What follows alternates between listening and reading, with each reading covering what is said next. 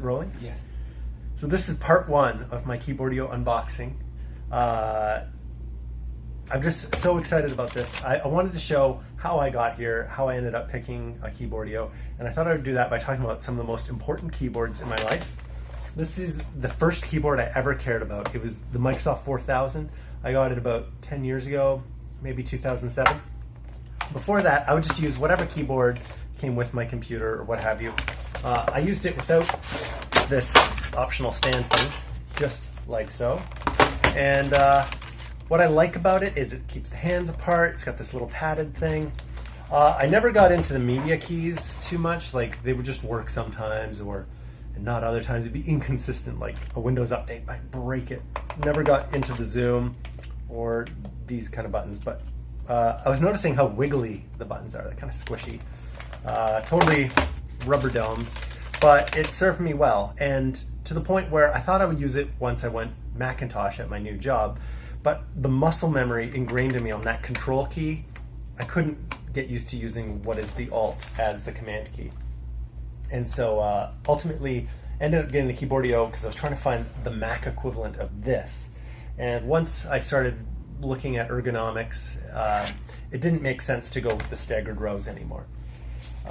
Another important keyboard in this quest is this, what's this one called? The Logitech MK700.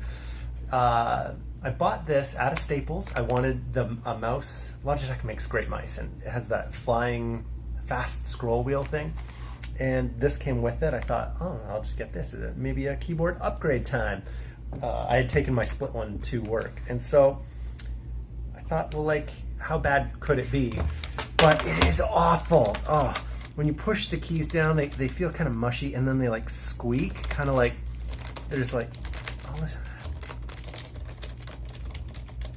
Oh, they feel awful. Like, I can't explain it. Like, there's like yogurt and garbage bags under there or something. Like, it just feels terrible. And oh, the space bar, it takes like twice as long to get up as I think it should.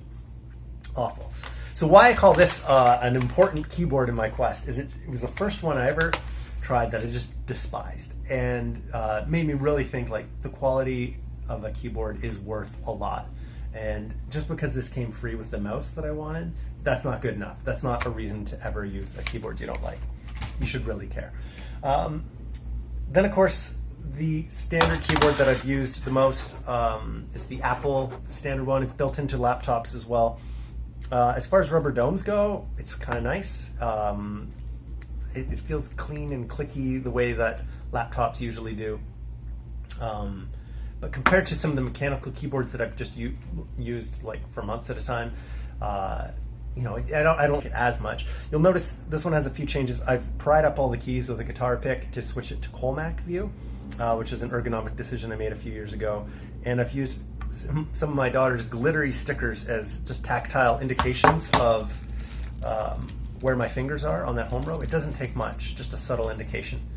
And caps lock I've remapped to Hyper, which is Command Option Control Shift, which is sometimes called, Hyper was a key on the Space Cadet keyboard. I heard about this on the Keyboardio forum after buying that keyboard.